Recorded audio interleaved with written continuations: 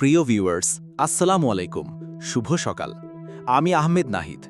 PN Bangla TV newsroom থেকে Iran Israel যুদ্ধ পরিস্থিতি নিয়ে আমাদের বিশেষ আয়োজন সংকটময় মধ্যপ্রাচ্যে আপনাদের স্বাগত জানাচ্ছি। ইরানে আমেরিকার ক্ষেপণাস্ত্র হামলার জবাব দিতে গিয়ে ইসরায়েলের উপর হামলার তীব্রতা ক্রমেই বেড়ে চলেছে। মধ্যপ্রাচ্যে উত্তেজনার পারদ চরমে পৌঁছেছে। প্রিয় ভিউয়ার্স, সম্প্রতি ইরানের একটি গুরুত্বপূর্ণ সামরিক স্থাপনায় মার্কিন যুক্তরাষ্ট্রের ক্ষেপণাস্ত্র হামলার পর পুরো মধ্যপ্রাচ্যে যুদ্ধাবস্থা তৈরি হয়েছে। হামলার মূল লক্ষ্য ছিল ইরানের বিপ্লবী গার্ডের গোপন ঘাঁটি এবং ক্ষেপণাস্ত্র গুদামঘর।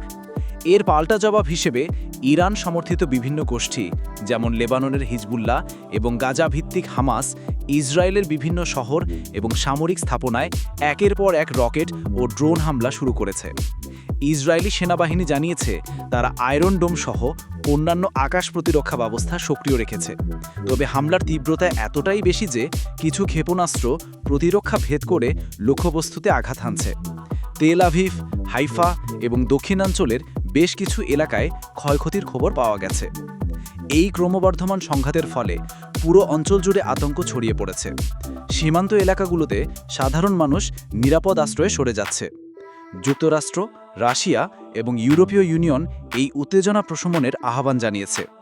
বিশ্লেষকরা বলছেন এই পরিস্থিতি সামাল দিতে না পারলে তা একটি পূর্ণাঙ্গ আঞ্চলিক যুদ্ধের দিকে গড়াতে পারে। বিশেষ করে সিরিয়া, লেবানন ও গাজা উপত্যকা থেকে ইসরায়েলের উপর হামলার মাত্রা আরও বাড়তে পারে। মধ্যপ্রাচ্যের এই নতুন উত্তেজনা কতদূর গড়াবে তা বলা কঠিন। তবে বিশ্ব নেতারা দৈনিক উদ্যোগ জোরদার করতে শুরু করেছেন। এদিকে সাধারণ মানুষের জীবন বিপর্যস্ত হয়ে পড়েছে।